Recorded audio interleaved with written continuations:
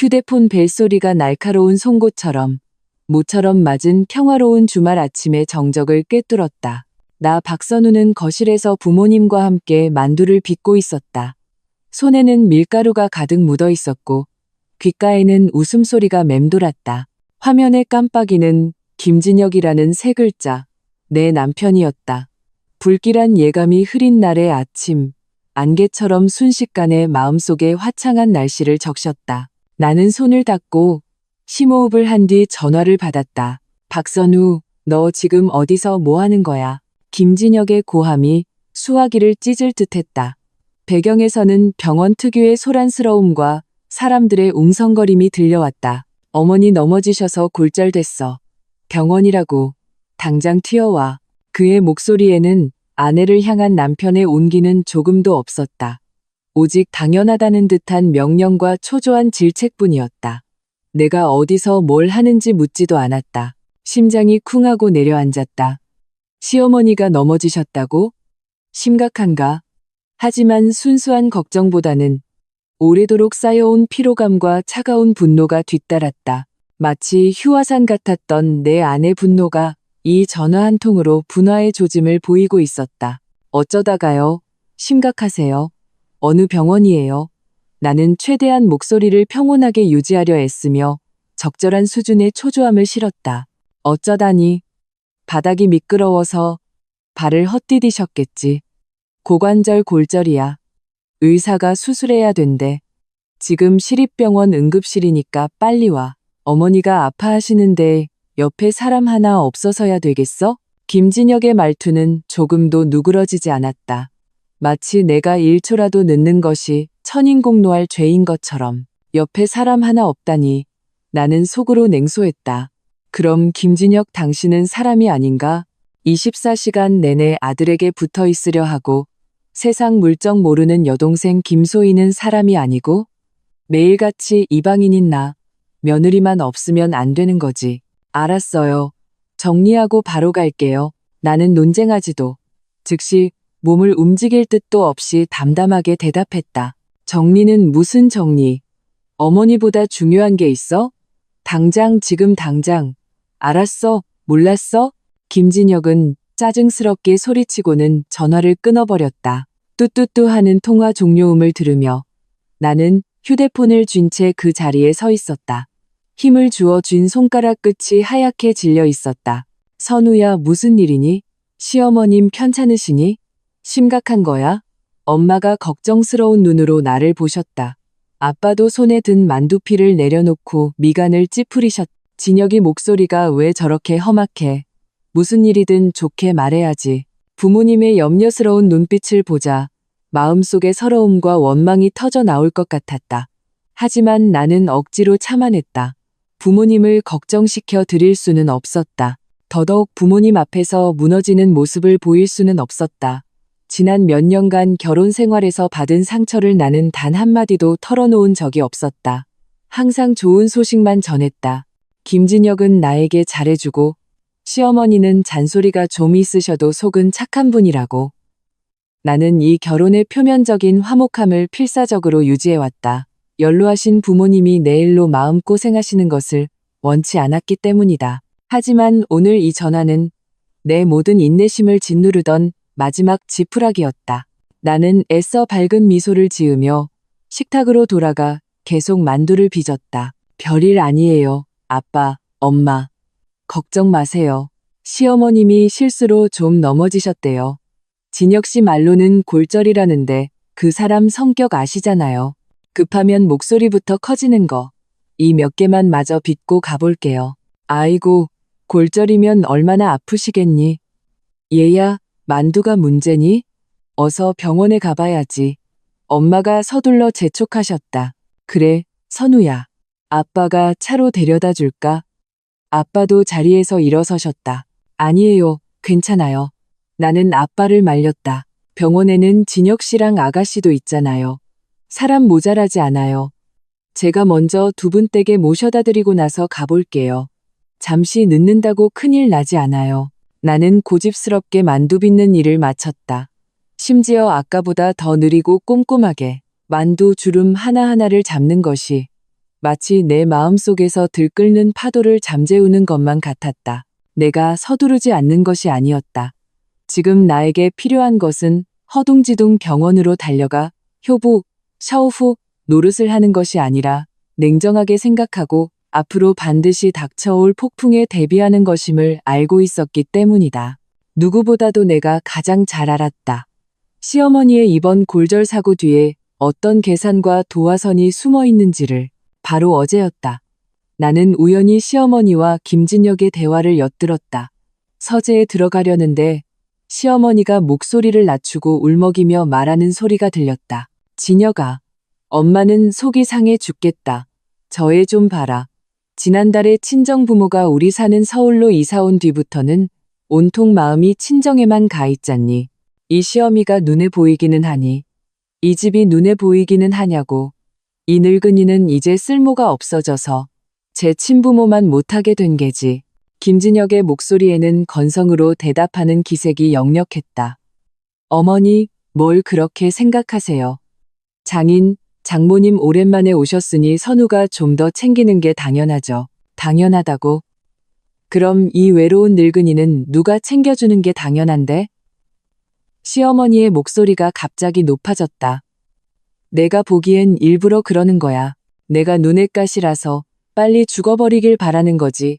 진혁아, 내가 말하는데 내 마누라 단속 좀 해야 한다. 이렇게 하늘 높은 줄 모르고 날뛰게 둬선 안 돼. 이 집의 안주인이 누군지 똑똑히 알려줘야 한다고. 알았어요, 어머니. 제가 말할게요. 쓸데없는 생각 마시고 건강이나 챙기세요. 말만 하면 뭘 해. 행동을 보여야지. 옆집 박서방네 며느리는 시어머니한테 얼마나 싹싹한데. 내 팔자야, 내 팔자. 시어머니는 내가 끓인 국이 짜다는 것부터 당신 생신에 내가 사드린 안마의자가 마음에 안 든다는 것, 주말에 내가 가끔 친구들을 만나는 것이 가정을 돌보지 않는 파렴치한 행동이라는 것까지 온갖 사소한 일들을 끄집어내어 내 흠을 잡기 시작했다. 그저 사소한 일들이었지만 시어머니의 입을 거치자 시박대제 시각다제가 되었다. 나는 문 밖에서 그 말을 들으며 온몸이 차갑게 식어갔다. 김씨 집에 시집 온 지 5년, 나는 이 집에 최선을 다했다고 자부했다. 시어머니는 고혈압이 있으셔서 매일 약 드실 시간을 알려드리고 정기적으로 건강검진도 함께 갔다. 김진혁은 일이 바빴고 집안의 크고 작은 일은 내가 불평 한마디 없이 도맡아 했다. 시누이 김소희가 때때로 찾아와 트집을 잡아도 최대한 참았다. 우리 부모님은 고향집을 수리하는 동안 2달간 잠시 와 계신 것뿐이었고 나는 퇴근 후와 주말 시간을 이용해 며칠 더 챙겨드린 것뿐이었다.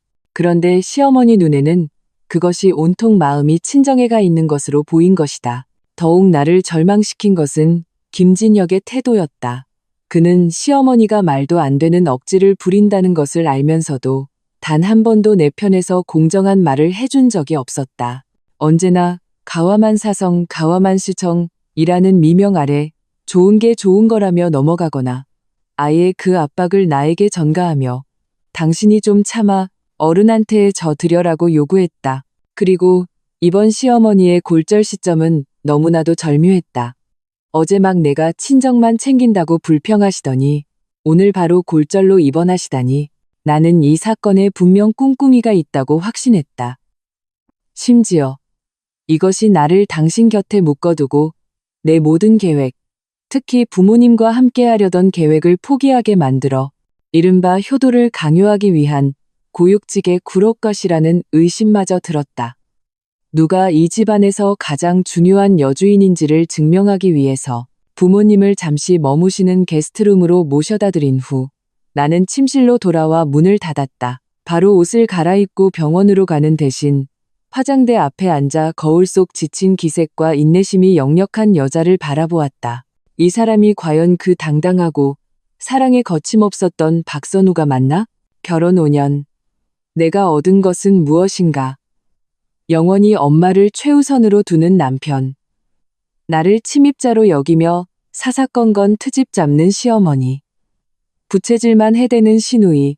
그리고 점차 자아를 잃고 김씨 집안 며느리라는 껍데기만 남은 영혼. 내가 바친 진심과 시간, 노력은 그들에게 당연한 것이었고, 심지어 함부로 짓밟아도 되는 것이었다.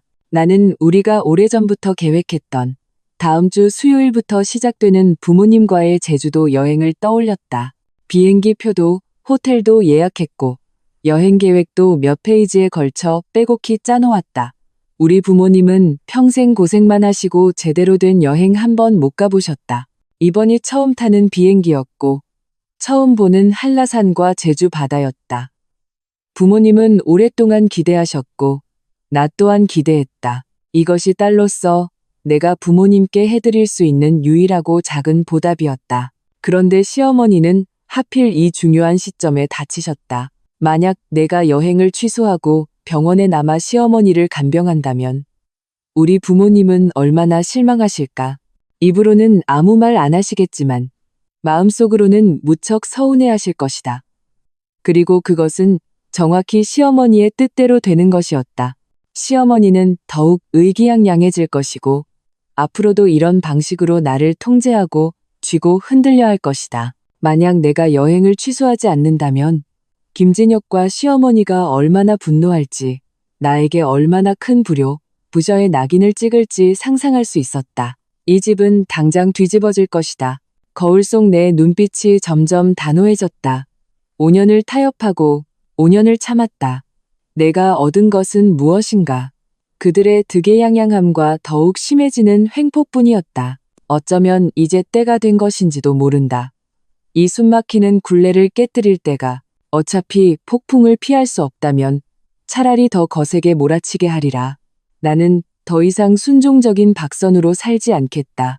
나는 휴대폰을 꺼내 먼저 여행사에 전화를 걸었다. 일정 취소 시 환불이 불가능하지만 연기는 시도해 볼 수 있다는 답변을 들었다.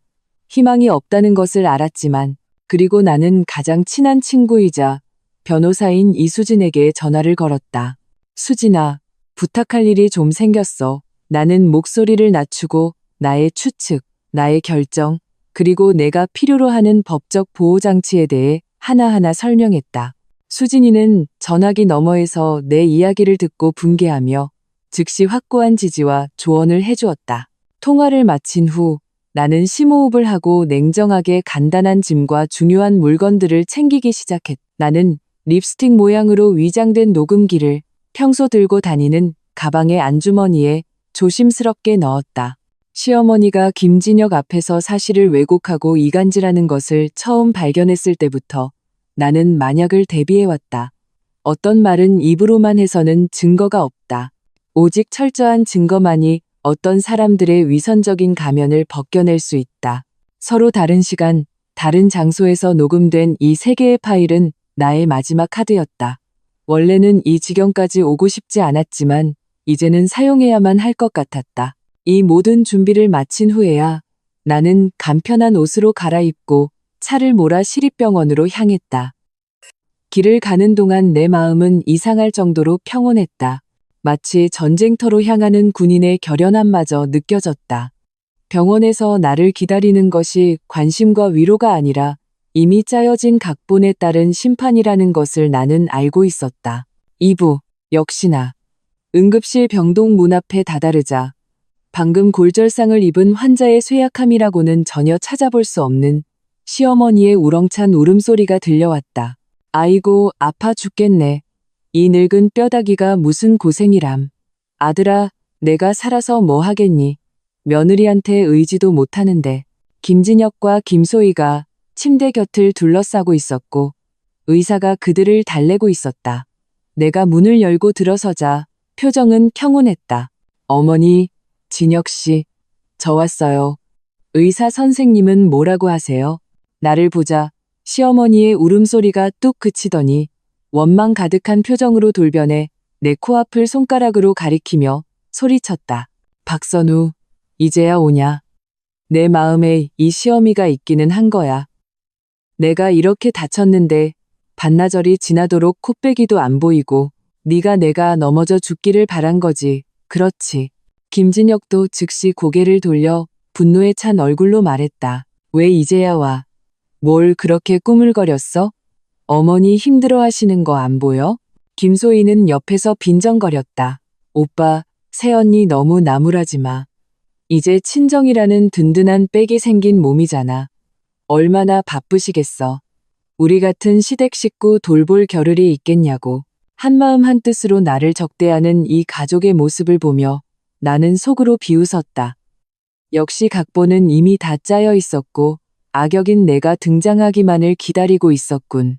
나는 김소희를 무시하고 침대 발치에 걸린 진료 차트를 바로 보며 침착하게 말했다. 고관절 골절, 수술이 필요하겠네요. 의사 선생님이 수술 시간은 잡으셨어요? 수술 전 준비는 어디까지 진행됐죠?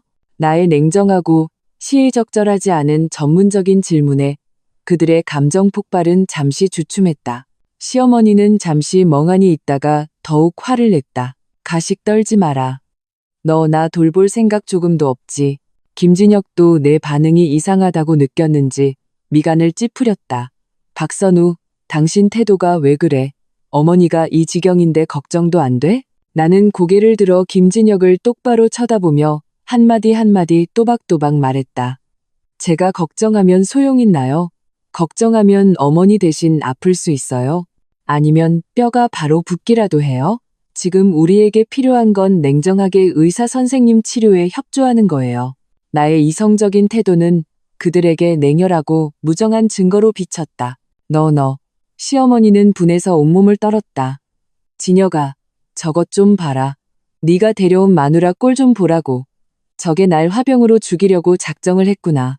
김진혁의 분노는 완전히 불타올랐다.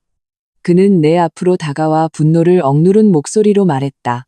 박선우, 경고하는데 어머니 잘 모셔. 이번 일 당신한테도 책임이 있어.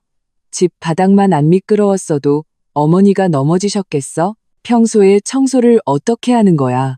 덮어놓고 나무란다더니 집 바닥이 미끄러운 것까지 내 탓으로 돌릴 줄이야. 나는 반박하고 싶은 충동을 억누르며 지금 어떤 논쟁도 소용없다는 것을 알았다. 그때 내 휴대폰이 울렸다. 엄마였다. 나는 병실 밖으로 나가 전화를 받았다. 선우야, 시어머님은 어떠시니? 심각해? 저녁에 집에 와서 밥 먹을 수 있겠니? 엄마가 네가 좋아하는 새우만두 빚어놨는데. 전화기 너머로 들려오는 엄마의 따뜻한 목소리. 엄마의 다정한 말과 병실 안에 숨막히는 질책과 원망을 비교하니 순간 눈시울이 붉어졌다. 하지만 나는 심호흡을 하고 목소리를 최대한 밝게 만들었다. 엄마 괜찮아요. 의사 선생님이 수술해야 하지만 큰 문제는 아니래요. 저 오늘 밤은 못 들어갈 것 같아요. 병원에서 밤새워야 할 것 같아서요. 저 기다리지 마시고 만두는 좀 남겨주세요. 내일 돌아가서 먹을게요. 전화를 끊고 차가운 벽에 기댔다.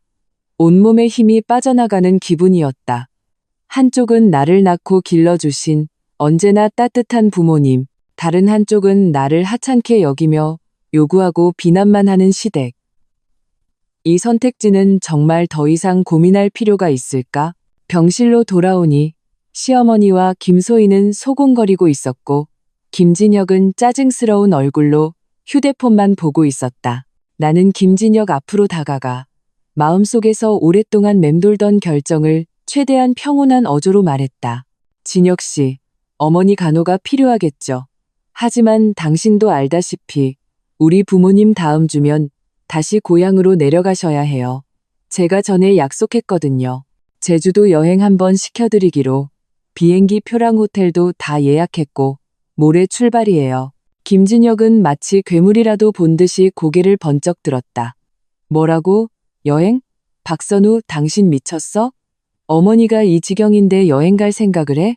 시어머니는 그 말을 듣자마자 귀청을 찢을 듯한 날카로운 목소리로 폭발했다. 뭐? 여행을 가겠다고? 반쯤 죽어가는 이 늙은이를 버려두고 유람을 가시겠다? 박선우, 내 양심은 개나 줘버렸냐. 이 불효막심한 것. 천벌을 받을 년. 김소희도 벌떡 일어나 나를 손가락질하며 비난했다. 새언니, 정말 너무하시네요. 엄마가 침대에 꼼짝도 못하고 누워 계시는데 어떻게 놀러 갈 생각을 해요? 사람 맞아요? 병실의 다른 환자들과 가족들도 이상한 눈초리로 나를 쳐다보며 수군거렸다. 김진혁의 얼굴은 시뻘겋게 달아올랐다. 그는 벌떡 일어나 내 코앞을 가리키며 고함을 질렀다. 박선우, 똑똑히 들어. 어디 한 발자국이라도 움직이기만 해봐. 이 마당에 내 부모 데리고 여행이라도 갔다가는 다시는 이 집에 돌아올 생각 마. 우리 이혼이야. 이혼. 그 두 글자가 망치처럼 내 심장을 내리쳤지만 동시에 내 마지막 망설임과 환상을 산산조각냈다. 병실은 순간 조용해졌다. 모두가 나를 쳐다보고 있었다. 시어머니의 얼굴에는 심지어 거봐, 내 아들은 내 편이지? 라고 말하는 듯한 드이한 표정까지 스쳤다. 모두의 비난하거나 경멸하거나 구경하는 눈빛 속에서 나는 천천히 가방 안주머니에서 립스틱 모양의 녹음기를 꺼냈다. 내 손가락은 이상할 정도로 안정적이었다. 심장은 빠르게 뛰었지만 그것은 두려움 때문이 아니라 진실을 밝히기 직전의 결연함 때문이었다. 나는 재생 버튼을 눌렀다. 첫 번째 녹음 파일이 흘러나왔다. 바로 어제 시어머니가 서재에서 김진혁에게 내가 친정만 챙긴다고 울며 하소연하던 그 대화였다. 이 시어미가 눈에 보이기는 하니? 이 집이 눈에 보이기는 하냐고. 이 집의 안주인이 누군지 똑똑히 알려줘야 한다고. 시어머니의 날카로운 목소리가 병실에 울려 퍼졌다. 녹음이 끝나자 병실은 죽은 듯이 고요해졌다. 시어머니의 얼굴은 순식간에 새하얗게 질렸고 입술을 파르르 떨며 한마디도 하지 못했다. 김진혁도 멍하니 나를 보다가 자기 엄마를 보았다. 나는 멈추지 않고 바로 두 번째 녹음 파일을 재생했다. 그것은 더 오래전 시어머니가 아파트 단지 화단에서 동네 아주머니들과 나누던 잡담이었다. 내가 마침 지나가다 녹음한 것이었다. 우리 며느리는 가끔씩 이렇게 군기를 잡아줘야 해. 안 그러면 자기 분수를 모르거든. 이번에 내가 다친 척 좀 하면 그 애가 꼼짝없이 돌아와서 나를 모시지 않겠어. 제 그 가난한 부모 데리고 여행 갈 생각은 꿈도 못 꿀걸. 다친 척 좀 하면이라는 몇 글자가 천둥처럼 병실에 울려 퍼졌다. 엄마, 무슨 말도 안 되는 소리야. 김소희가 소리쳤다. 시어머니는 완전히 당황해서 횡설수설했다. 아니야. 저건 저 애가 거짓말하는 거야. 조작한 거라고. 김진혁의 얼굴은 불그락푸르락했다. 그는 복잡한 눈빛으로 자기 엄마와 나를 번갈아 보며 내 얼굴에서 증거 조작의 흔적이라도 찾으려는 듯했다. 나는 그들의 반응에 아랑곳하지 않고 세 번째 녹음 파일을 재생했다. 이것은 오늘 아침 병원으로 오기 전 일부러 주치의에게 전화를 걸어 녹음한 것이었다. 통화 녹음 기능을 켰었다. 어머님 상태는 엑스레이를 보니 진구성 골절 침주싱 구저 소견이 뚜렷합니다. 적어도 일주일 전부터 실금이 가 있었을 겁니다. 이번에 가벼운 외력으로 완전 골절이 된 것 같네요. 물론 노인성 골다공증 때문에 살짝 삐끗하는 것만으로도 진구성 골절이 생길 수는 있습니다. 의사의 전문적이고 냉정한 목소리. 일주일 전이라는 키워드는 시어머니의 고육지계를 완전히 입증했다. 이미 다친 상태였는데 내가 부모님과 여행 가는 것을 막기 위해 일부러 이 시점에 터뜨린 것이다. 세 개의 녹음 파일 재생이 끝나자 병실은 쥐 죽은 듯 조용해졌다. 방금까지 나를 비난하던 다른 환자 가족들도 이제는 경멸과 불신이 가득한 눈으로 시어머니와 김진혁을 쳐다보고 있었다. 시어머니는 침대에 주저앉아 잿빛 얼굴로 온몸을 떨었다. 김진혁은 마치 힘이 다 빠진 사람처럼 벽에 비틀거리며 기대섰다. 눈빛은 공허했다. 나는 녹음기를 챙겨 넣고 완전히 넋이 나간 김씨 집안 식구들, 그리고 소식을 듣고 달려온 시댁 친척 몇 명까지 둘러보았다. 그들 모두 입을 떡 벌리고 있었다. 나는 심호흡을 하고 김진혁을 보며 뚜렷하고 차가운 목소리로 단 한마디를 던졌다. 김진혁 씨, 이제 제가 가면 안 되는 건가요? 그 한마디는 정교한 수술칼처럼 모든 위선의 가면을 갈라놓았고 내가 5년간 인내하며 살아온 결혼 생활에 선명하고 단호한 분기점을 그었다. 3부. 내가 그 질문을 던진 후 시간은 멈춘 듯 했다. 병실은 바늘 떨어지는 소리도 들릴 만큼 고요했다. 창밖에서 간간이 들려오는 구급차 사이렌 소리만이 이곳이 원래 고통과 불안으로 가득한 공간임을 상기시켰다. 하지만 이제 모든 시선과 감정은 우리 침대 주위로 방금 엄청난 폭탄을 투하한 나, 박선우에게로 집중되었다. 방금까지 분노로 붉게 달아올랐던 시어머니의 얼굴은 이제 종이장처럼 하얗게 질려 있었다. 입술은 통제 불능 상태로 파르르 떨렸고 시선은 흩어져 누구도, 특히 아들 김진혁을 쳐다보지 못했다. 마치 침대 속으로 스며들어 사라져버리고 싶어하는 듯했다. 화단에서 이웃들에게 고육지게를 자랑하던 의기양양한 모습과 지금 이상갓집 개처럼 초라한 모습은 지독히도 아이러니한 대조를 이루었다. 김소희는 물 밖으로 나온 물고기처럼 입만 뻐끔거리며 한동안 아무 소리도 내지 못했다. 그녀는 나를 보다가 엄마를 보고 마지막으로 오빠에게 도움을 청하는 눈빛을 보냈다. 얼굴에는 이건 불가능해라는 충격과 혼란이 가득했다.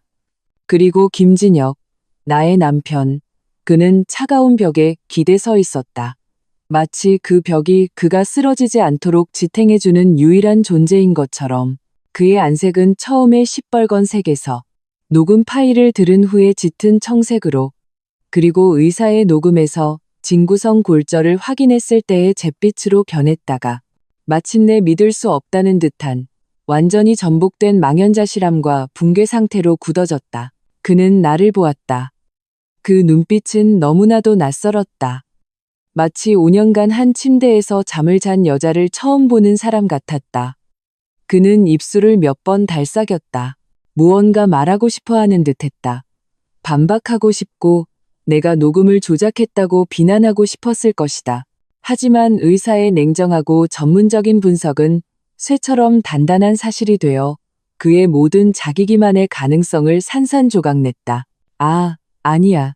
진혁아, 엄마 말 좀 들어봐. 시어머니는 마침내 극도의 공포 속에서 약간의 힘을 되찾아 몸부림치며 일어나려 했다.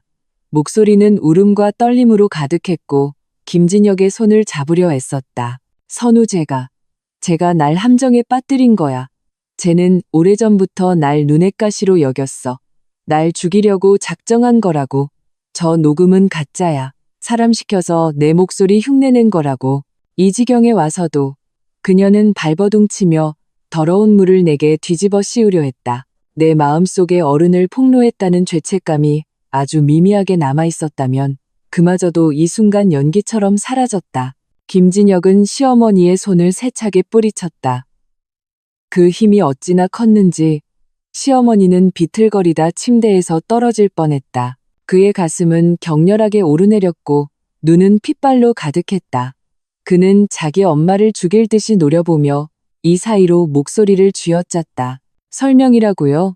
어머니, 뭘 더 설명하시겠다는 거예요? 다친 척에 일주일 전 옛 상처라니. 저한테 설명 좀 해보세요. 아들을 원숭이로 아셨어요? 그의 목소리는 쉬어 있었고 가장 가까운 사람에게 배신당한 고통과 분노로 가득했다. 이 순간 그는 아마도 지난 5년간 내가 그와 그의 엄마에게 연합 공격을 당하며 느꼈을 굴욕과 무력감을 마침내 조금이나마 맛보았을 것이다. 오빠, 어떻게 엄마한테 그렇게 말할 수 있어? 김소희가 정신을 차리고 즉시 시어머니 편에 서서 날카롭게 소리쳤다. 엄마가 1000번 만번 잘못했어도 우리 엄마잖아. 연세도 있으신데 다 이 집을 위해서 그런 거 아니겠어. 다 새언니가. 닥쳐. 김진혁이 맹렬하게 고개를 돌려 김소희에게 소리쳤다. 그녀는 움찔하며 놀랐다. 내가 끼어들 자리가 아니야. 너도 처음부터 알고 있었지. 그렇지? 모녀가 짜고 날 속인 거 아니냐고. 김소희는 소리에 질려 얼굴이 하얘졌고 더 이상 아무 말도 하지 못했다. 적어도 그녀는 공범이거나 최소한 방관자였던 것이다.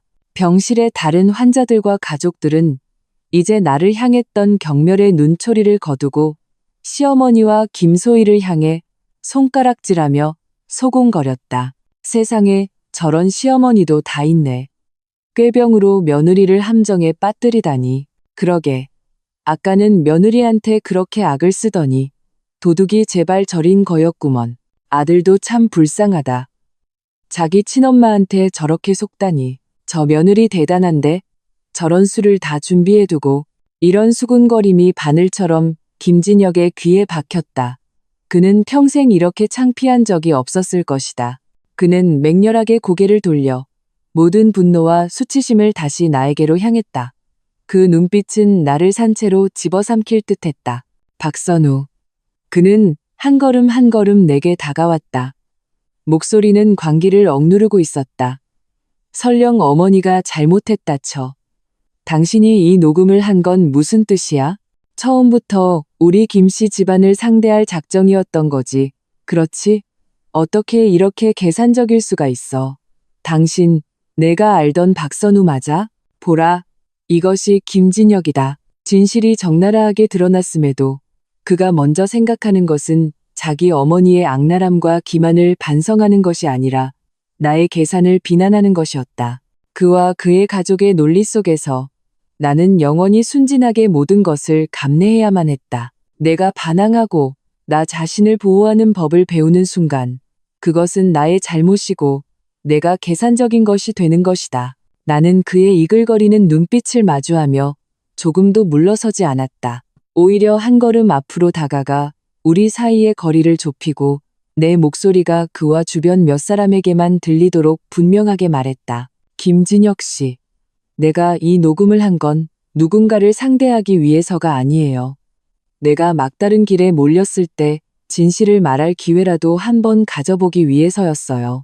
그리고 당신이 알던 박선우는 나는 잠시 말을 멈추고 입가에 차가운 자조의 미소를 띄었다.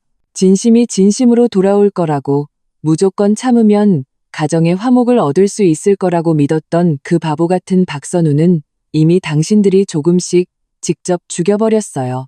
내 말은 얼음을 깨는 단도처럼 그의 마지막 방어막을 꿰뚫었다. 그는 맹렬하게 손을 들어 올렸다.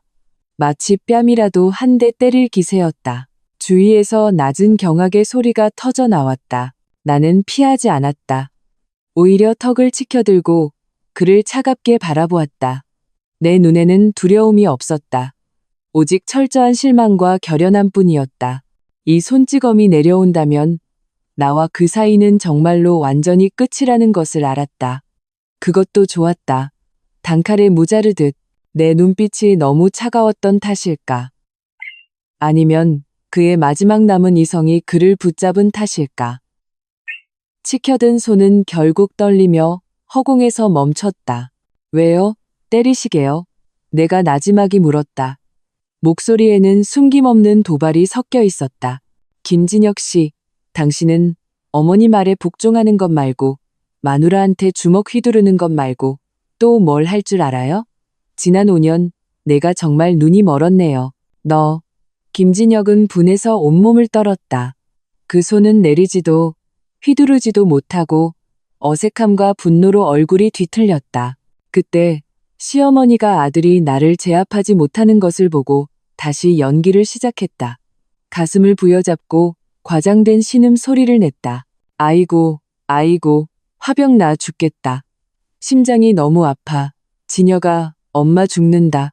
이 악독한 년 때문에 엄마가 죽어. 또 이 수법이다. 울고, 떼쓰고, 드러눕기. 백전백승의 무기. 예전 같았으면 나는 걱정하고 타협했을 것이다. 가짜인 줄 알면서도 시어머니를 병나게 했다는 죄명을 뒤집었을까 두려웠을 것이다. 하지만 오늘은 아니었다. 나는 돌아보지도 않고 안색이 변하는 김진혁을 향해 뚜렷하고 냉정한 목소리로 말했다. 김진혁 씨 들었죠? 의사 선생님이 어머니는 옛 상처라고 하셨어요. 이번 수술은 복잡하지 않아요. 수술 후 간호는 병원 간호사분들이 알려주실 거고 당신의 착한 여동생도 있고 당신네 친척들도 많으니 어머니 돌보는 데는 충분할 거예요. 나는 잠시 말을 멈추고 죄 지은 표정의 김소희와 방금 소식을 듣고 와 문가에 어쩔 줄 모르고 서 있는 시댁 이모 2명을 훑어보았다. 우리 부모님도 연세가 많으세요. 평생 고생하시고 제대로 된 여행 한번 못 가보셨어요. 제가 여행시켜드리기로 약속했고 비행기표와 호텔은 환불도 안 돼요. 이건 딸로서 제 작은 성의예요.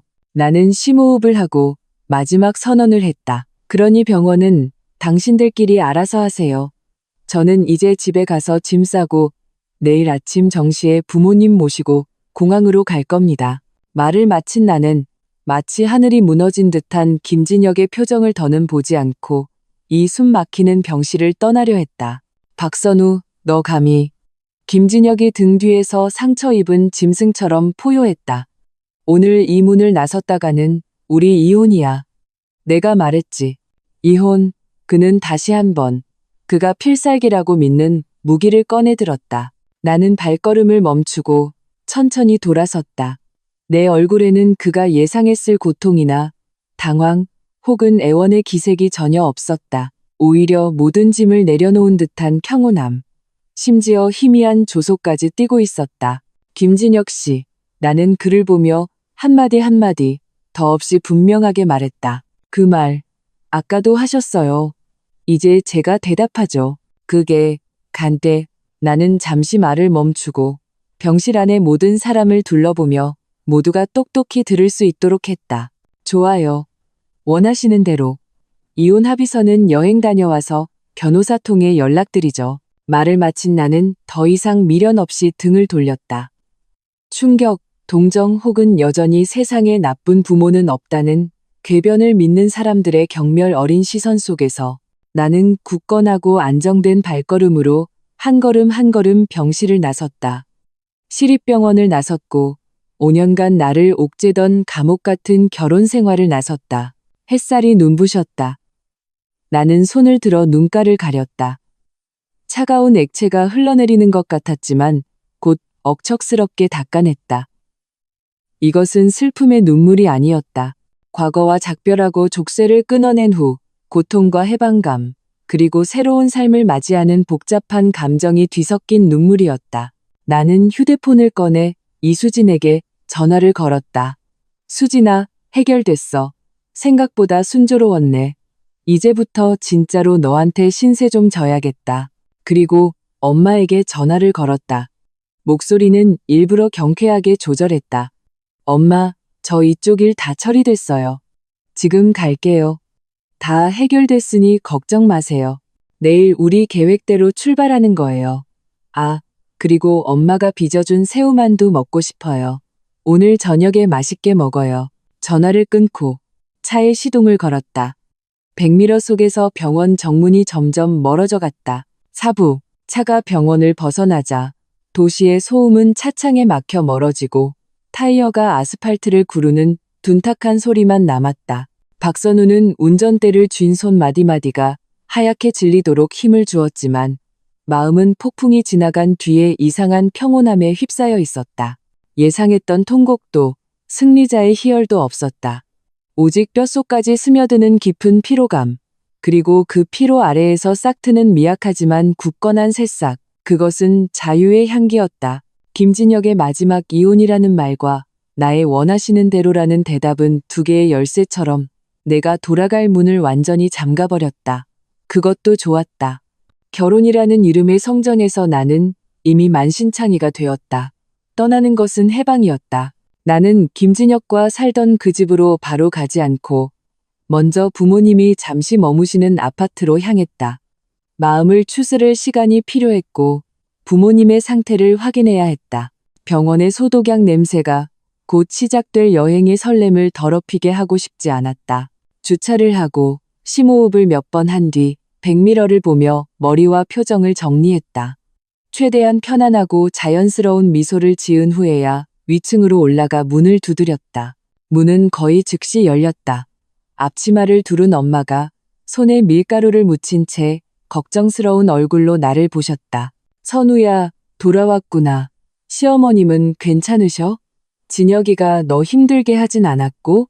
아빠도 소파에서 일어나 미간을 찌푸린 채 감출 수 없는 염려의 눈빛을 보내셨다. 나에게 짐이 될까? 조심스러워하시는 부모님의 모습에 마음이 바늘에 찔린 듯 시큰하면서도 따뜻해졌다. 지난 몇 년간 나는 표면적인 화목을 유지하기 위해 부모님 앞에서 괜찮은 척했다. 아마 부모님은 내 힘듦을 이미 눈치채셨겠지만 결코 묻지 않으시고 조용히 마음 아파하셨을 것이다. 나는 안으로 들어가 슬리퍼로 갈아 신고 최대한 경쾌한 목소리로 말했다. 다 괜찮아요, 아빠, 엄마. 그냥 한바탕 소동이었어요. 나는 시어머니가 옛 상처를 새 상처로 둔갑시켜 고육지게로 나를 묶어두려 했던 일을 간략하게 설명했다. 격렬한 다툼과 녹음의 세부 사항은 생략하고 의사의 진단서가 옛 상처임을 증명했고 김진혁도 진실을 알게 되었다고만 말했다. 정말 너무하시구나. 엄마는 이야기를 듣고 분해서 손을 떠셨다. 어떻게 그럴 수가 있니? 자기 몸 가지고 장난치는 것도 모자라 너를 붙잡아 두려고? 진혁이는? 제 엄마가 그렇게 막무가내로 구는데도 가만히 보고만 있었어? 아빠가 무겁게 한숨을 쉬며 어두운 표정을 지으셨다. 내가 전부터 김서방네 어머님이 보통 분이 아니라고 생각했어. 선우야, 네가 그동안 고생이 많았구나. 부모님의 이해와 지지에 짐짓 태연한 척했던 내 가면이 마침내 균열을 보였다. 눈시울이 뜨거워졌다. 나는 서둘러 고개를 숙이고 물을 따르는 척하며 감정을 숨겼다. 다 지나간 일이에요. 어쨌든 진실은 밝혀졌으니까요. 엄마, 만두 다 빚었어요? 저 배고파요. 내일 아침 일찍 비행기 타려면 오늘 저녁엔 일찍 쉬어야 하잖아요. 나는 성공적으로 화제를 즐거운 방향으로 돌렸다. 엄마는 즉시 주의가 분산되어 다 됐지, 다 됐어. 네가 돌아오기만 기다렸지. 새우 듬뿍 넣었으니 실컷 먹어라. 얼른 식탁 좀 치워주렴 하고 분주하게 움직이셨다. 집안의 분위기는 다시 따뜻해졌다. 분주하게 움직이시는 부모님의 뒷모습과 공기 중에 퍼지는 만두 향기를 맡으며 나는 내 선택이 옳았음을 더욱 확신했다. 이곳이야말로 내가 지켜야 할 안식처였다. 저녁을 먹고 엄마의 설거지를 도와드린 후 시간이 얼추 되자 나는 일어섰다. 아빠, 엄마, 먼저 주무세요. 저는 집에 가서 짐 좀 챙겨서 내일 아침에 바로 택시 타고 이리로 와서 두 분 모시고 공항으로 갈게요. 엄마는 걱정스러운 눈치였다. 선우야, 아빠라도 같이 보낼까? 혹시 진혁이가? 괜찮아요, 엄마. 나는 고개를 저으며 단호하게 말했다. 저 혼자 해결할 수 있어요. 가져와야 할 것, 버려야 할 것을 정리하려면 혼자 마주해야 해요. 내가 돌아가야 할 그곳에는 내 개인 물품들이 남아 있었다. 더 중요한 것은 5년간의 지긋지긋한 과거와 완전히 작별하는 나만의 의식이 필요했다. 아빠가 내 어깨를 두드리셨다. 그 눈빛은 신뢰와 지지로 가득했다. 그래, 다녀오너라. 무슨 일 있으면 언제든 전화하고. 나는 고개를 끄덕이고 안심하시라는 듯 두 분을 안아들인 뒤 집을 나섰다. 다시 차에 시동을 걸고 한때 내 집이라 불렀던 그곳으로 향했다. 올 때보다 마음이 더 복잡했다. 그 아파트는 결혼할 때 시댁에서 전세금을 보태주고 나와 김진혁이 함께 대출금을 갚았다. 인테리어를 할 때 얼마나 많은 공을 들였던가. 모든 구석구석에 내 손길이 닿아 있었다. 한때는 그곳이 내 행복의 보금자리가 될 것이라고 순진하게 믿었다. 하지만 이제 그곳에는 차가운 기억과 숨막히는 통제만이 남아 있었다. 아파트 지하 주차장에 차를 세우고 나는 바로 올라가지 않았다. 차 안에서 잠시 앉아 호흡을 가다듬으며 어떤 상황이든 마주할 준비를 했다. 김진혁의 분노, 시어머니의 전화 공세, 심지어 부서진 가구까지도. 김진혁과 그 가족의 성격상 내가 순순히 짐을 챙겨나가도록 두지 않을 것이 분명했다. 역시나 열쇠로 문을 열자 짙은 담배 연기가 확 풍겨왔다. 거실의 메인 등은 꺼져 있고 소파 옆 스탠드 조명만이 희미한 빛을 발하고 있었다. 김진혁은 소파에 주저앉아 있었고 발밑에는 담배꽁초가 수북했다. 탁자 위에는 반쯤 마신 위스키 병이 놓여 있었다. 문 열리는 소리를 듣고 그는 맹렬하게 고개를 들었다. 핏발선 눈이 짐승처럼 나를 노려보았다. 그 안에는 분노와 배신감에 사로잡힌 광기가 서려 있었다. 돌아올 줄은 아네. 그의 목소리는 쉬어 있었고 짙은 조롱이 섞여 있었다. 네, 그 가난한 부모님 모시고 신선 노름하러 가신다며? 여긴 뭐 하러 돌아왔어? 나는 그의 도발을 무시하고 문을 닫았다. 신발도 갈아 신지 않은 채 거실로 들어서며 평온한 눈으로 주위를 둘러보았다. 집은 비교적 정돈되어 있었다. 아직 물건을 부수며 난동을 부리지는 않은 모양이었다. 제 물건 가지러 왔어요. 나는 시선을 내리깔고 침실로 향했다. 거기서 김진혁이 소파에서 벌떡 일어나 몇 걸음 만에 내 앞을 가로막았다.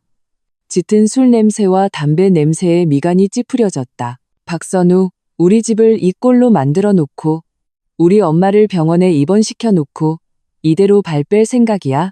세상에 그렇게 쉬운 일은 없어. 그는 여전히 자기 기만 속에 빠져 있었다. 나는 걸음을 멈추고 그를 차갑게 바라보았다. 김진혁 씨, 집안을 뒤집어 놓은 게 누군지는 당신이 더 잘 알 텐데요. 어머님은 병원에서 의사, 간호사분들, 그리고 당신 같은 보물 같은 아들이 있으니 잘 계시겠죠. 저 같은 악독한 며느리는 없어도 될 거예요. 저는 제 개인 물품만 가져갈 테니 비켜주세요. 내 물건?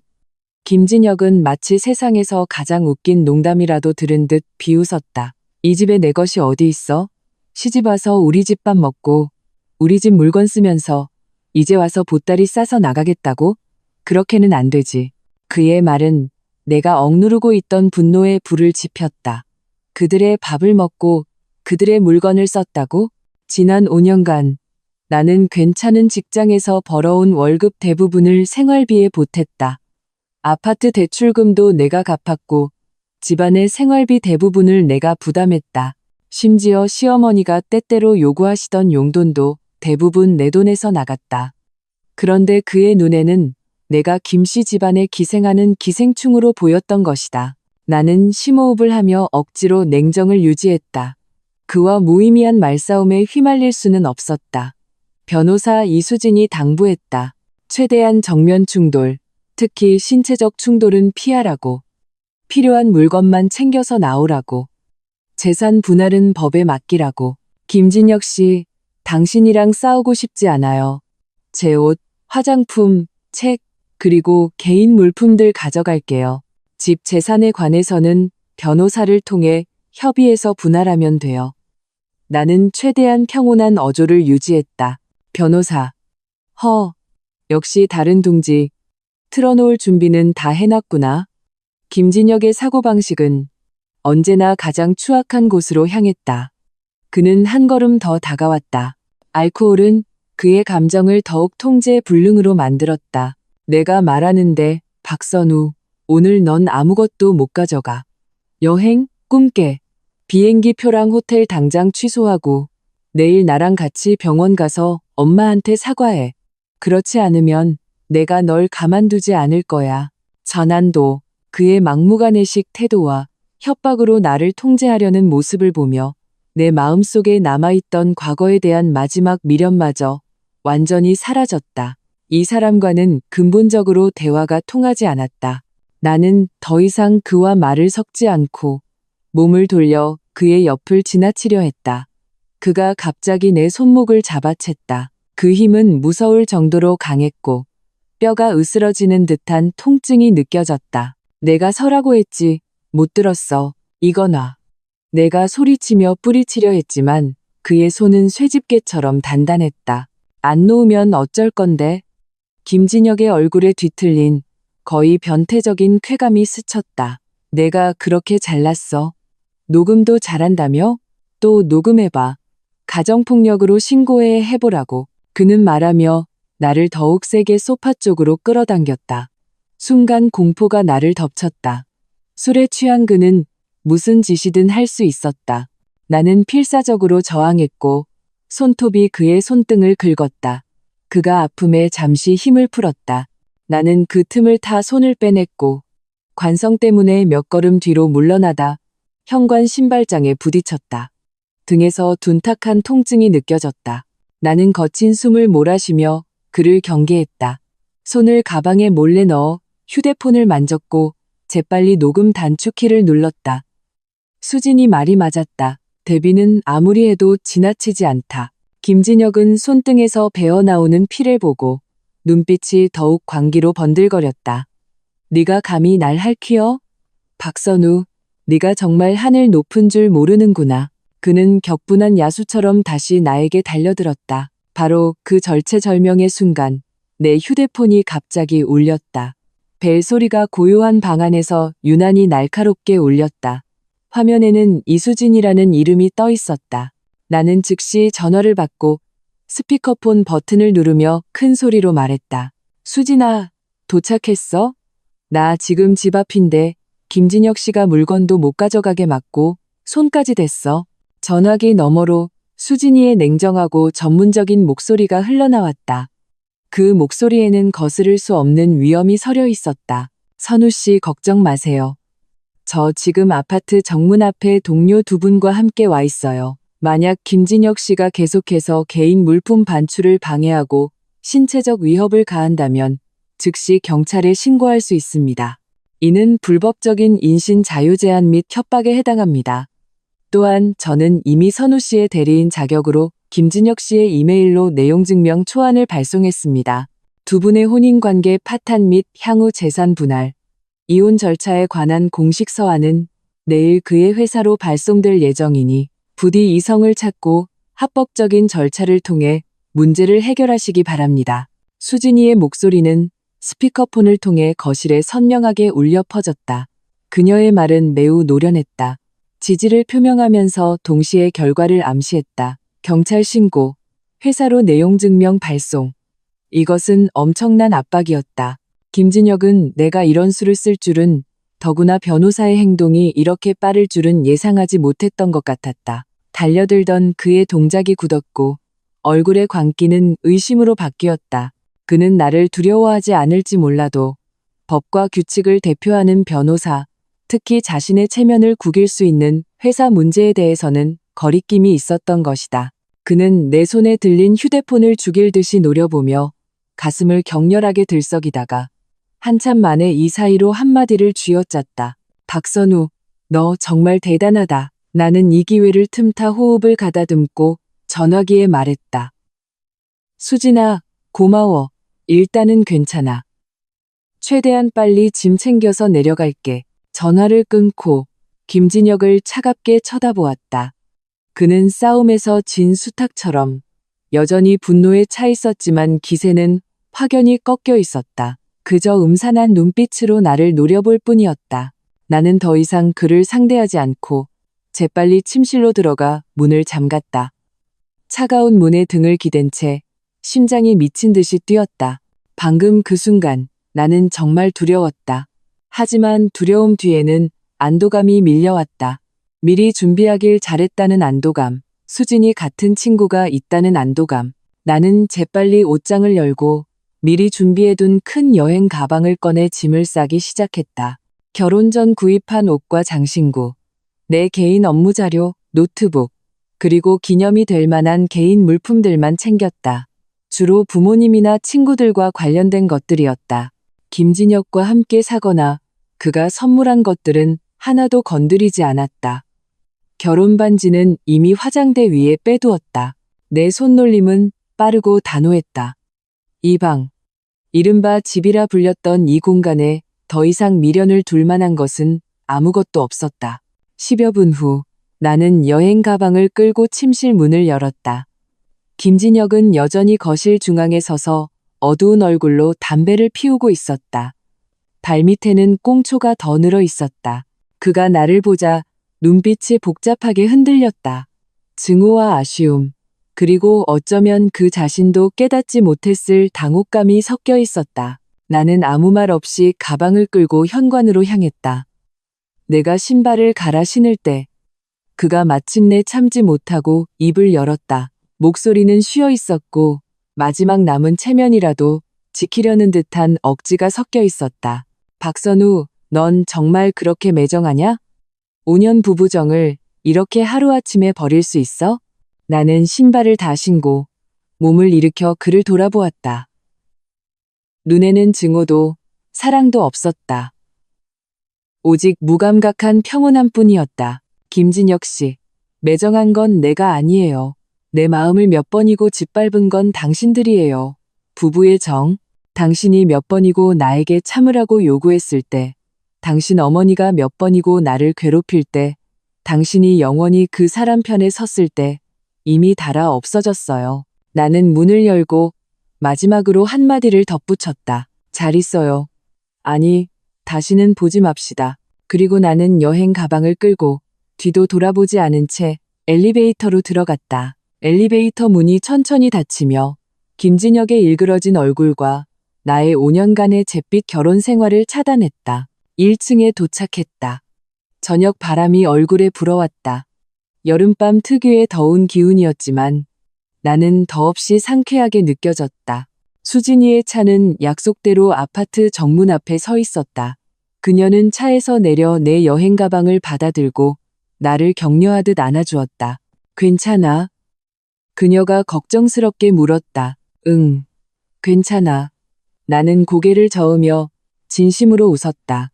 이렇게 기분 좋았던 적이 없어. 오부, 비행기가 활주로를 박차고 하늘로 솟구치는 순간 강렬한 중력 가속도가 내 몸을 좌석에 밀착시켰다. 창밖으로 보이던 익숙한 도시의 윤곽은 빠르게 작아져 바둑판처럼 변했고 마침내 두꺼운 구름층에 완전히 삼켜졌다. 나 박선우는 길고 깊은 한숨을 내쉬었다. 그 한숨은 마치 5년간 가슴속에 묵혀두었던 곰팡내와 쓴맛이 밴 공기 같았다. 마침내 이 상공의 맑은 공기에 의해 정화되는 듯했다. 선우야, 저 구름 좀 봐. 정말 장관이다.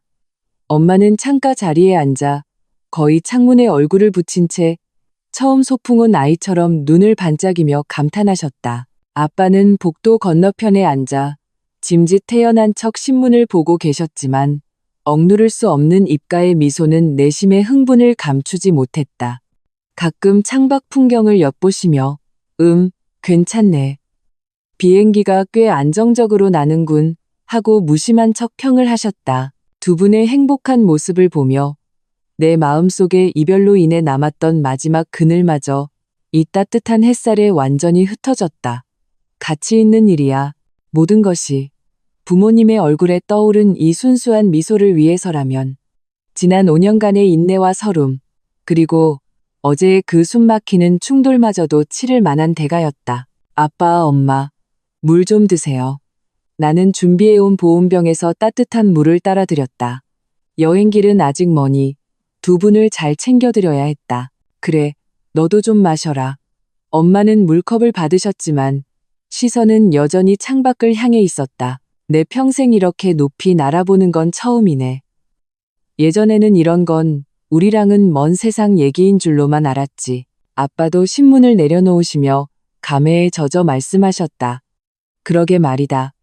우리 선우가 아니었으면 우리 부부는 평생 고향 그 작은 동네에서 늙어 죽었을지도 모르지.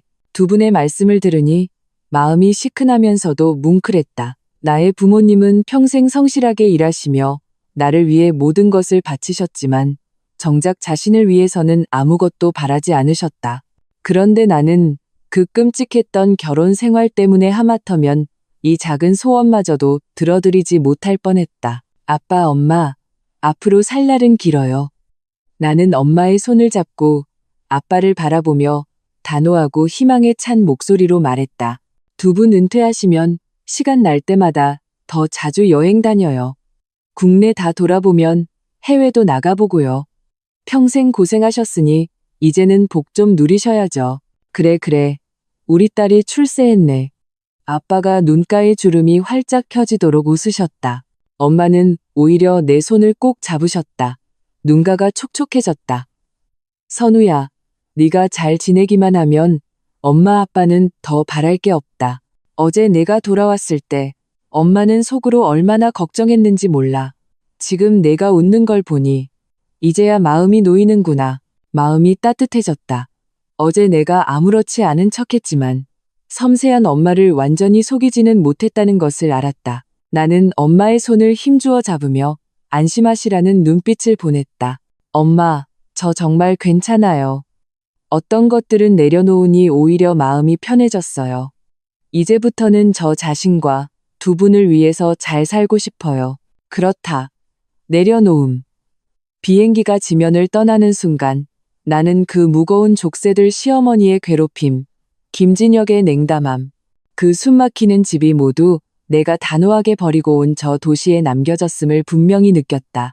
지금의 나는 저 구름과 함께 떠다닐 수 있을 것처럼 가벼웠다.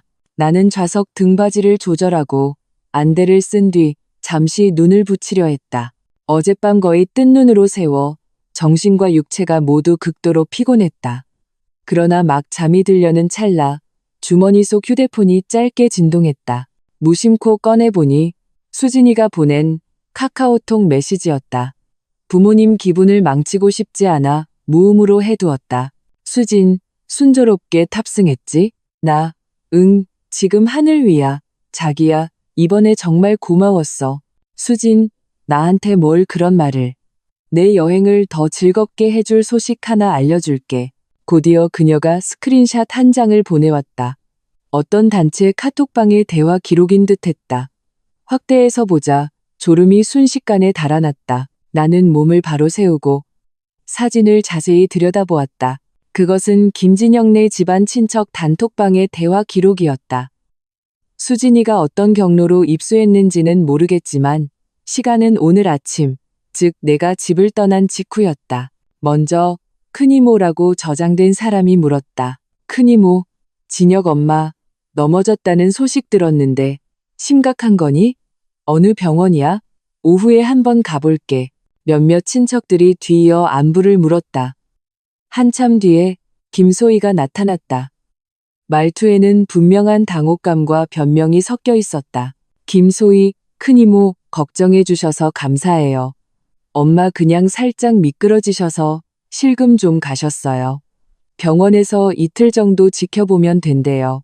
심각한 거 아니니까 일부러 오실 필요 없어요. 그러자 큰이모가 무언가 풍문을 들은 듯 직접적으로 물었다. 큰이모, 그런데 듣자 하니 선우 문제로 화가 나서 그랬다던데? 이혼 얘기까지 나왔다며? 소희야, 도대체 어떻게 된 일이니? 이 말이 불씨가 되어 단톡방은 순식간에 불타올랐다. 모두가 진상을 캐물었다. 김소희는 감당하지 못하고 횡설수설했다.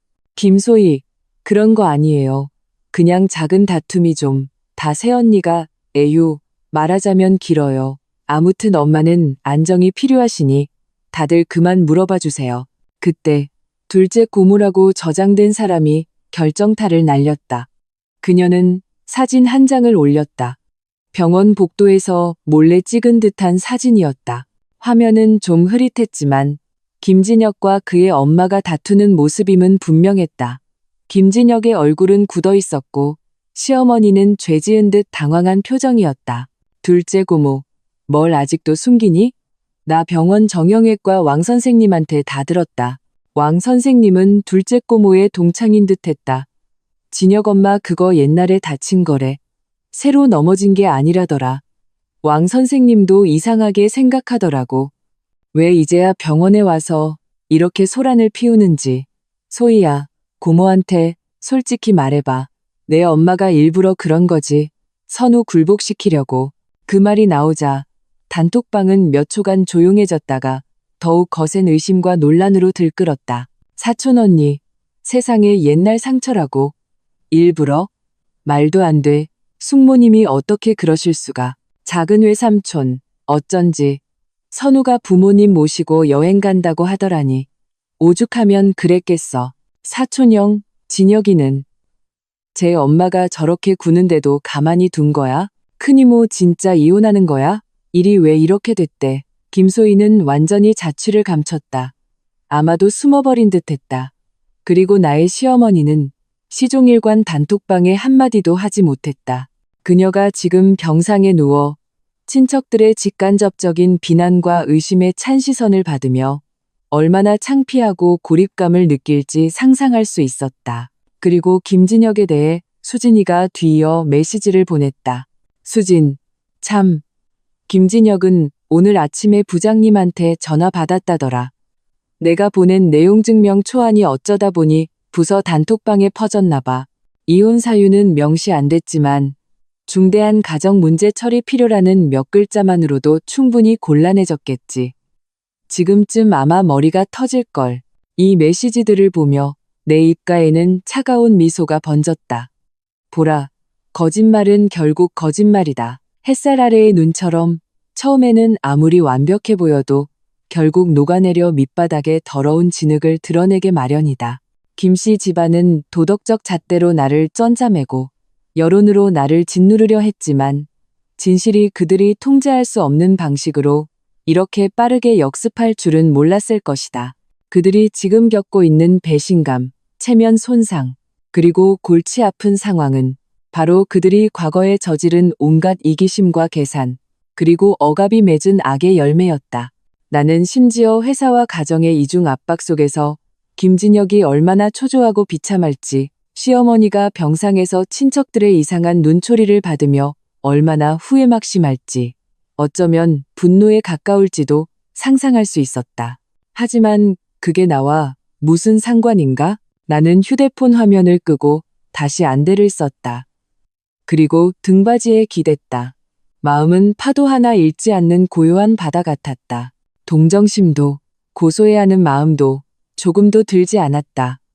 그들은 나에게 있어 이미 창밖의 구름과도 같았다. 같은 하늘 아래 있는 듯 보이지만 실제로는 이미 멀리 떨어진 다른 세상의 사람들이었다. 나의 세상은 저 앞에 제주도의 그 맑은 땅에 내 곁에 있는 사랑하는 부모님의 미소 속에 있었다. 비행기는 구름층을 뚫고 나아갔다. 간간히 느껴지는 흔들림도 요람처럼 편안했다. 곁에서 부모님이 여행에 대한 기대를 나누는 낮은 대화 소리를 들으며 창문으로 스며드는 햇살의 따스함을 느끼며 나는 서서히 잠에 빠져들었다.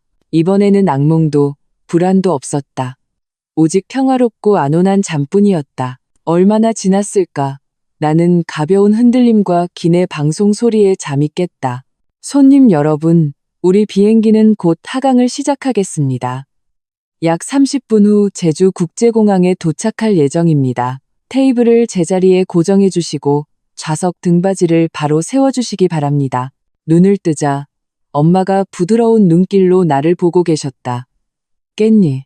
곤이 자길래 안 깨웠다. 거의 다 왔대, 선우야. 창밖을 보니 비행기는 구름층을 지나고 있었다. 아래로는 푸른 산들이 끝없이 펼쳐져 있었고 햇살 아래 짙고 옅은 녹색의 향연을 이루고 있었다. 마치 거대한 수묵화 같았다.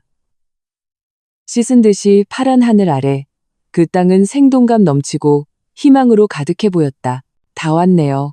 나는 엄마에게 웃으며 대답했고 창밖의 아름다운 풍경을 향해 마음속으로 가만히 속삭였다. 안녕, 새로운 삶. 그리고 저 지상 아래 내가 막 탈출한 도시의 병원에서는 김씨 집안의 지옥도가 이제 막 시작되었을 것이다. 시어머니의 병실은 꽁꽁이를 품은 문병객들로 북적일 테고 김진혁의 휴대폰은 상사와 친척들의 전화로 불이 날 것이다. 하지만 그 모든 아수라장과 골치 아픈 상황은 이미 이 상공 아래에 격리되어 다시는 나에게 닿을 수 없었다. 6부 비행기가 제주국제공항에 부드럽게 착륙했을 때 오후의 햇살은 눈부시게 활주로를 금빛으로 물들이고 있었다.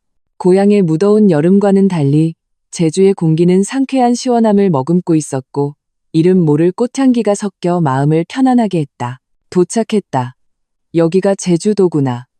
엄마는 비행기에서 내리자마자 깊은 숨을 들이쉬며 아이처럼 해맑게 기뻐하셨다. 아빠는 말씀은 없으셨지만 주위를 둘러보는 눈빛에는 신기함이 가득했다. 여긴 날씨가 쾌적하네. 집처럼 덥지 않고 두 분을 보며 내 마음은 햇볕에 잘 마른 소미불처럼 따뜻하고 포근해졌다. 호텔 체크인은 순조로웠다. 예약한 곳은 가족 스위트룸이었는데 조용하고 창밖으로는 푸른 나무들이 우거져 있었다. 짐을 풀고 잠시 쉰 뒤 우리는 서둘러 제주의 탐험을 시작했다. 첫 번째 목적지는 당연히 제주 흑돼지 맛집이었다. 두툼한 고기가 지글지글 익어가는 것을 보며 엄마는 입을 다물지 못하셨다. 세상에, 돼지고기가 이렇게 맛있을 수도 있구나.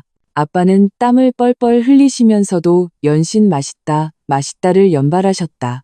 우리가 동네 마트에서 사 먹던 거랑은 차원이 다르네. 두 분의 만족스러운 모습을 보니 내가 산의 진미를 먹은 것보다 더 행복했다. 이것이야말로 삶의 본 모습이었다. 단순하고 따뜻하며 사람 사는 냄새가 나는 김씨 집안의 그 차가운 집에서 매일 생활비를 계산하고 시어머니의 트집과 남편의 냉대를 견디는 것과는 천지 차이였다. 식사 후 우리는 협재 해수욕장을 천천히 산책했다. 에메랄드빛 바다는 맑았고 푸른 하늘과 흰 구름, 그리고 흔들리는 야자수가 어우러져 한 폭의 그림 같았다. 많은 현지인들이 해변을 산책하거나 느긋하게 바다를 바라보고 있었다. 부모님은 금세 그 분위기에 동화되어 걸음을 늦추셨다. 때때로 멈춰서서 풍경을 감상하고 사진을 찍으셨다. 선우야, 저기 갈매기 좀 봐. 사람을 하나도 무서워하지 않네. 엄마가 바다 위를 나는 새들을 가리키며 아이처럼 신나하셨다. 여보, 이리 와서 이 도라르방 옆에서 사진 한 장 찍어줘요. 엄마가 아빠를 끌고 와 여러 포즈를 취하셨다. 나는 휴대폰을 들고 이 따뜻한 순간들을 부지런히 담았다. 렌즈 속 부모님의 미소는 진심이었고 표정은 평온했다. 마치 몇 년은 더 젊어지신 것 같았다. 문득 이 여행이 단지 약속을 지키기 위한 것만이 아니라 부모님과 나 자신을 위한 일종의 구원이라는 생각이 들었다. 이 여행은 우리를 억압과 부정적인 감정으로 가득 찬 환경에서 뿌리째 뽑아내어 이 햇살 가득하고 평화로운 땅에 옮겨 심어준 것 같았다. 상처가 천천히 아물 기회를 준 것이다. 걷다 보니 오메기떡과 한라봉 주스를 파는 가게를 지났다. 향긋한 냄새가 코를 찔렀다. 나는 부모님께 맛 보여드리기 위해 몇 개를 샀다. 엄마는 오메기떡을 한 입 베어 무시고는 정말 맛있다. 달지 않고 고소하네라며 웃으셨다. 아빠는 시원한 한라봉 주스의 맛에 감탄하셨다. 이런 편안하고 즐거운 분위기는 내가 그 도시에서 벌어지고 있는 아수라장을 거의 잊게 만들었다. 밤이 되어 호텔로 돌아왔을 때였다. 샤워를 마치고 나오니 휴대폰에 수진이가 보낸 몇 개의 카톡 메시지가 와 있었다. 수진, 잘 놀고 있어? 제주도 날씨 좋지? 수진, 뉴스링크 공유, 모 대기업 중간 관리자, 가정불화로 업무 차질, 보직 변경 가능성. 제목 한번 점잖게 뽑았네. 수진, 그리고 내 시어머니 쪽에 새로운 상황이 좀 있어. 그 보물 같은 딸 김소희가 오늘 오후에 대뜸 나한테 전화를 했더라고. 빙빙 돌리면서 내 일정하고 태도를 묻던데? 나의 좋은 기분은 살짝 가라앉았지만 곧 평정을 되찾았다. 역시나 재버릇게 못 준다더니 진실이 밝혀지고 체면이 땅에 떨어졌음에도 여전히 포기하지 않고 반격의 기회를 노리거나 김진혁이 압박을 견디다 못해 동생을 통해 내 의중을 떠보려 하는 것이겠지. 뉴스 링크를 클릭해 보았다. 내용은 짧았다. 실명은 거론되지 않았지만 언급된 회사의 규모와 부서는 김진혁의 직장과 정확히 일치했다. 기사는 해당 직원이 부적절하게 처리된 가정 문제로 인해 최근 업무의 실수가 잦고 감정 기복이 심해 상부의 주의를 끌고 있다는 식으로 모호하게 서술되어 있었다. 아래 댓글 창에는 익명이었지만 온갖 추측과 내부자들의 폭로가 들끓고 있었다. 체면을 중시하고 이를 하늘처럼 여기는 김진혁이 지금 얼마나 초조하고 분노하고 있을지 상상할 수 있었다. 그와 그의 어머니가 공들여 기획했거나 방치했던 이 소동이 결국 그 자신이 가장 아끼는 경력의 역풍을 몰고 올 줄은 꿈에도 몰랐을 것이다. 그리고 김소희가 수진이에게 연락한 것에 대해 나는 냉소했다. 그녀는 그녀의 엄마와 똑같았다. 강자에게 약하고 약자에게 강하며 떼쓰기와 뒷공작에 능했다. 하지만 증거를 손에 쥐고 냉정하고 전문적으로 대응하는 수진이 같은 센 상대를 만나자 바로 꼬리를 내리고 떠보기만 한 것이다. 나는 수진이에게 답장했다. 나 아주 잘 놀고 있어. 부모님이 정말 좋아하셔.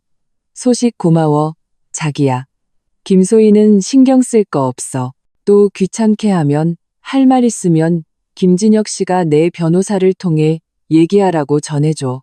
내 입장은 간단해. 이혼 서류에 최대한 빨리 도장 찍고 재산은 법대로 분할하고 서로 간섭하지 말자고 메시지를 보내고 휴대폰을 내려놓고 창가로 다가갔다. 제주의 밤 풍경은 고향만큼 화려하진 않았지만 고요한 운치가 있었다. 아래 정원의 불빛은 따뜻했고 간간히 늦게 돌아온 여행객들의 낮은 대화 소리가 들려왔다. 누구랑 메시지하니? 회사 일이야?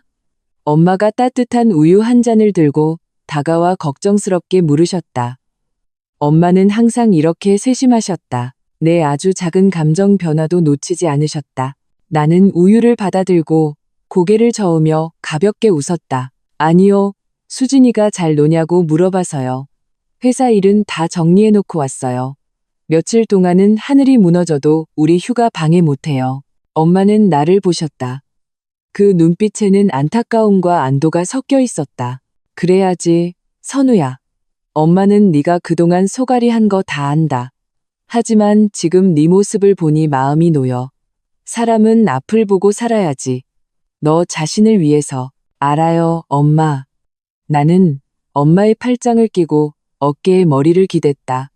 이제 저 자신과 두 분을 위해서 살 거예요.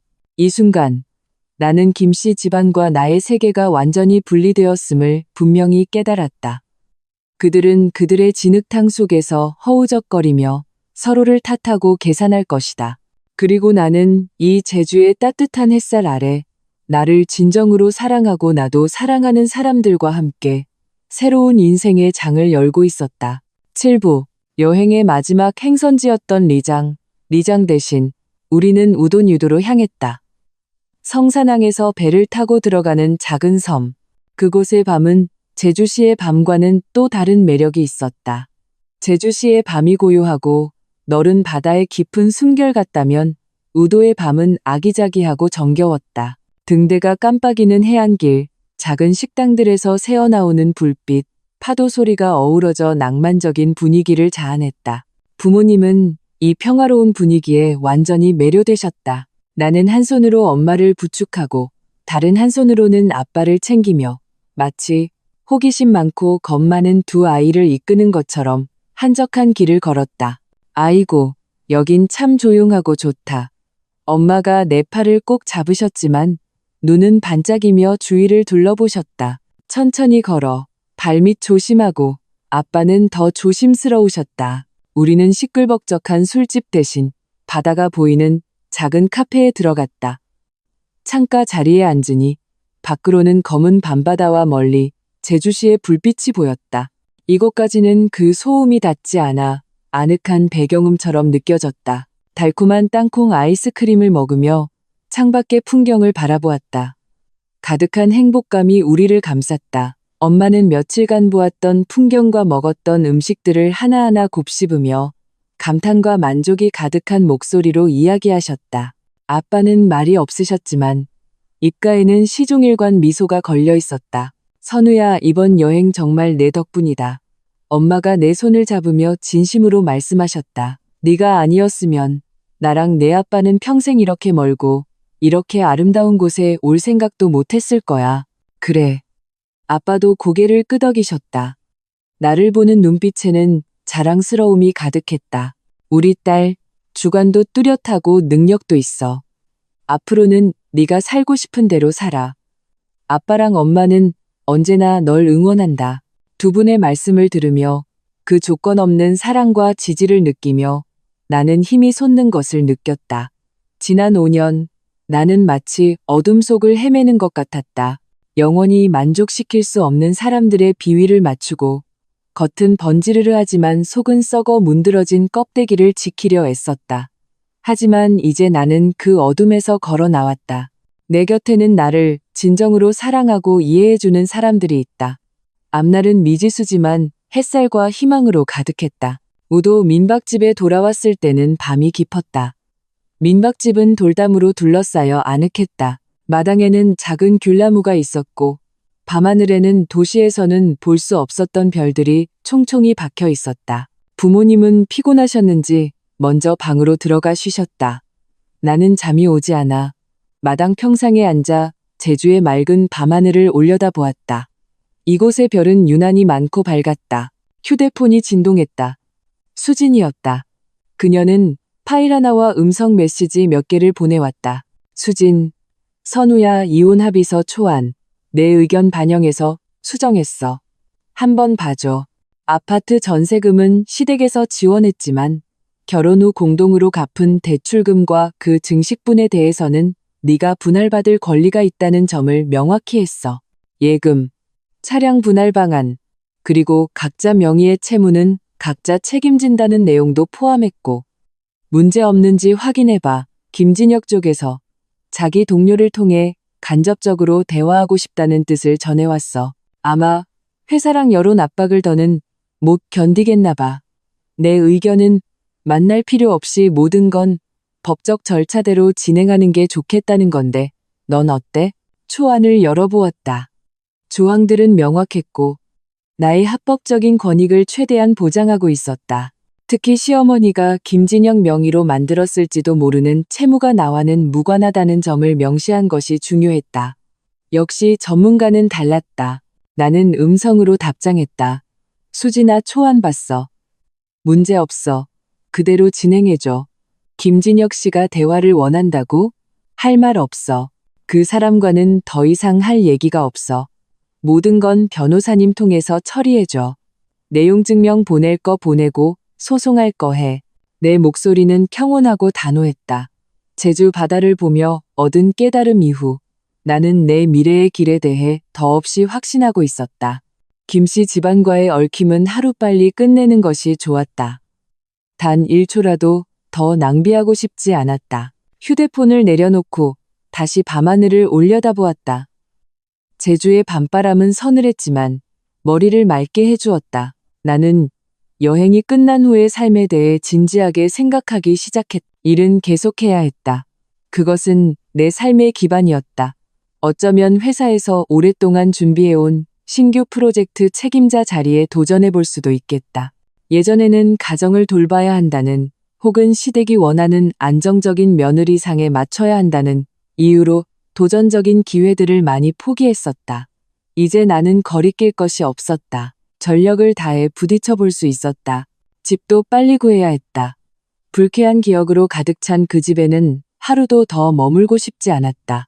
우선은 부모님 댁과 가깝고 환경이 쾌적한 작은 오피스텔이라도 얻어 내 취향대로 꾸미고 싶었다. 커다란 책장, 편안한 흔들의자, 햇살 가득한 베란다에 화초를 가득 키우고 싶었다. 부모님과 보내는 시간도 더 늘려야 했다. 연세가 드시니 건강검진도 정기적으로 모시고 가고 집밥도 더 자주 해드려야지. 두 분이 취미를 가질 수 있도록 격려해드릴 수도 있겠다. 문화센터 강좌를 듣거나 이번처럼 매년 한두 번씩 짧은 여행을 계획하는 것도 좋겠다. 생각은 꼬리에 꼬리를 물고 이어졌다. 모두 미래에 대한 구체적이고 희망적인 계획들이었다. 두려움도 불안도 없었다. 오직 내 손으로 내가 원하는 삶을 만들어간다는 확신과 기대뿐이었다. 내 인생을 스스로 통제한다는 이 느낌, 정말 멋졌다. 그때 엄마 방에 불이 켜졌다. 엄마가 겉옷을 걸치고 나오셨다. 손에는 내 얇은 가디건이 들려 있었다. 네가 안 자고 있을 줄 알았다. 밤에는 쌀쌀한데 옷도 안 입고. 엄마가 내 어깨에 가디건을 덮어주시고 옆 의자에 앉으셨다. 엄마, 왜 안 주무셨어요? 나이 드니 잠이 줄어서. 네가 혼자 앉아 멍하니 있길래. 무슨 생각하니? 엄마가 부드럽게 물으셨다. 나는 의자에 기대어 별을 보며 나지막이 말했다. 아무 생각 안 해요. 그냥 다 좋아서요. 앞으로는 다 좋을 것 같아요. 엄마는 잠시 침묵하시다가 내 손등을 가만히 토닥여 주셨다. 다 좋을 거야. 우리 딸 이렇게 착하고 예쁜데. 세상 모든 좋은 것들을 다 누릴 자격이 있지. 우리는 더 이상 말하지 않았다. 그저 제주의 밤 풍경 속에서 조용히 앉아 있었다. 졸졸 흐르는 개울물 소리를 듣고 반짝이는 별빛을 보았다. 공기 중에는 말로 표현할 수 없는 평온함과 힘이 감돌았다. 이 순간 나는 문득 깨달았다. 이번 여행은 내가 부모님을 모시고 세상을 구경시켜드린 것이 아니라 오히려 부모님이 그 무한한 사랑과 포용으로 내 인생의 가장 중요한 전환점을 함께 걸어주신 것이었다. 과거와 작별하고 새로운 삶을 껴안을 용기를 주신 것이다. 마지막 장. 나의 하늘은 내가 지킨다. 비행기가 활주로를 미끄러지기 시작했다. 그리고 결연한 자세로 이륙하며 우도의 풍경, 제주의 푸른 바다, 그리고 우리에게 무한한 위안을 주었던 그 파란 하늘과 흰 구름을 모두 발 아래에 남겨두었다. 여행은 마침내 돌아갈 시간이 되었다. 기내의 분위기는 올 때와는 사뭇 달랐다. 올 때의 나는 겉으로는 평온했지만 속으로는 긴장과 배수진을 친 결의로 가득했다. 하지만 지금 내 마음은 따뜻한 가족애와 새로운 희망으로 가득 차 있었다. 모든 것이 결정된 후의 안정감과 평온함이었다. 부모님 얼굴에서도 처음에 흥분과 호기심 대신 만족감과 옅은 피로감이 묻어났다. 하지만 눈빛은 반짝였다. 아름다운 것들로 채워진 사람 특유의 빛이었다. 엄마는 휴대폰 속 사진들을 넘겨보며 아빠에게 당시에 즐거웠던 일들을 속삭이셨다. 아빠는 가끔 맞장구를 치시며 창밖의 구름 바다를 바라보셨다. 그 표정은 더없이 편안해 보였다. 비행기가 안전고도에 접어들자 나는 휴대용 노트북을 켜고 생각을 정리하기 시작했다. 돌아가서 바로 착수해야 할 일들을 계획했다. 수진이가 이미 이혼합의서 최종본을 보내주었다. 꼼꼼히 읽고 서명한 뒤 그녀를 통해 김진혁에게 정식으로 전달해야 했다. 재산 분할은 공평의 원칙을 고수했다. 내 몫은 한 푼도 양보하지 않고 내 것이 아닌 것은 한 푼도 탐하지 않을 것이다. 불쾌한 기억으로 가득 찬 그 아파트는 내 몫을 현금으로 받거나 김진혁이 공동 상환액과 증식분에 해당하는 금액을 일시불로 보상하는 조건으로 포기할 생각이었다. 그곳과는 더 이상 어떤 연결고리도 만들고 싶지 않았다. 거처가 최우선 문제였다. 나는 바로 휴대폰 부동산 앱을 켰다. 목표는 명확했다. 회사 출퇴근이 편하고 단지 환경이 안전하고 조용하며 부모님이 가끔 오셔서 묵으실 수 있도록 방이 2개 있는 곳. 가격은 조금 비싸더라도 삶의 질은 보장되어야 했다. 마음에 드는 몇 군데를 저장해두고 돌아가자마자 집을 보러 가기로 했다. 업무적으로 그 신규 프로젝트 책임자 모집 공고가 사내 게시판에 올라와 있었다. 나는 자격 요건과 프로젝트 계획을 꼼꼼히 읽었다. 마음속에서 오래 잊고 있던 투지가 끌어올랐다. 도전적인 프로젝트였지만 전망이 밝았다. 내 가치를 증명하고 한 단계 도약하기에 완벽한 기회였다. 예전에는 여자가 뭘 그렇게까지 하냐, 맨날 야근하면 집안은 어쩌냐는 시어머니의 잔소리를 의식했겠지만 이제 그 우스꽝스러운 족쇄는 사라졌다. 나는 즉시 비서에게 메시지를 보내 최근 3년간의 프로젝트 실적 보고서와 관련 자료를 정리해달라고 부탁했다. 돌아가자마자 지원서를 제출할 생각이었다.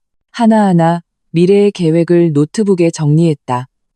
생각은 명료했고 목표는 뚜렷했다. 내 인생을 스스로 통제한다는 이 느낌이 나를 힘으로 가득 채웠다. 나는 더 이상 누군가의 눈치를 보고 비위를 맞추는 약한 존재가 아니었다. 나 자신과 가족을 위해 비바람을 막아줄 수 있는 박선우였다.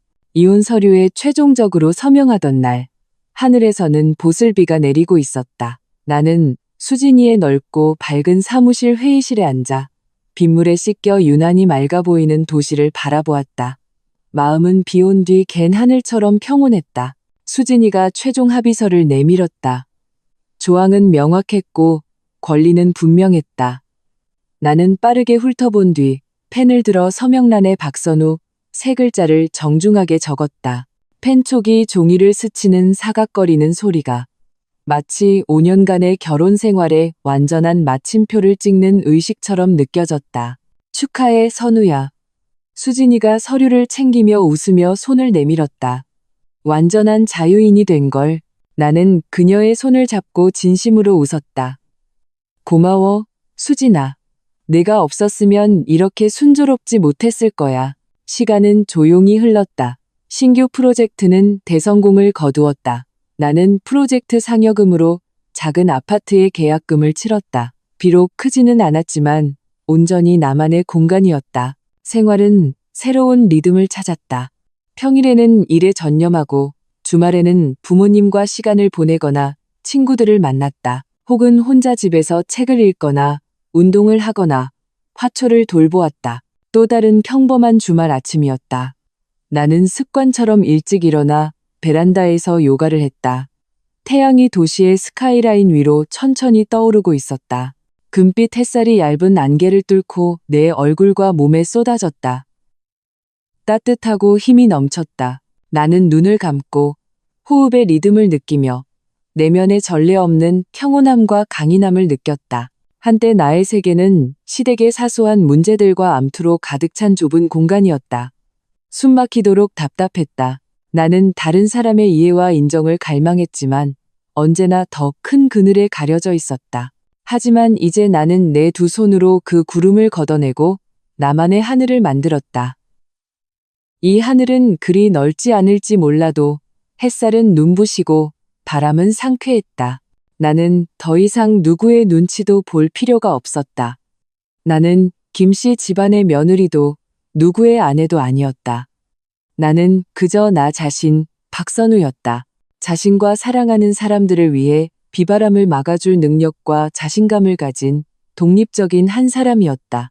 휴대폰이 울렸다. 엄마가 보낸 메시지였다. 아침에 뭘 먹고 싶은지 장 보러 가신다고 했다. 나는 웃으며 답장했다. 엄마, 아무거나요. 엄마가 해주시는 건 다 맛있어요. 휴대폰을 내려놓고 나는 아침 햇살을 맞으며 마지막 스트레칭 자세를 마쳤다. 과거의 모든 것은 어제의 일과 함께 죽었고 미래의 모든 것은 오늘의 일과 함께 태어난다. 시어머니의 저주, 전 남편의 협박, 그 모든 지긋지긋한 기억들은 이미 내 등 뒤로 멀리 사라져 시간의 먼지 속에 흩어졌다. 그리고 앞으로는 더 긴 길과 더 아름다운 풍경이 나를 기다리고 있었다. 나의 해는 이제 막 뜨기 시작했다. 나의 하늘은 내가 직접 지켜낼 것이다.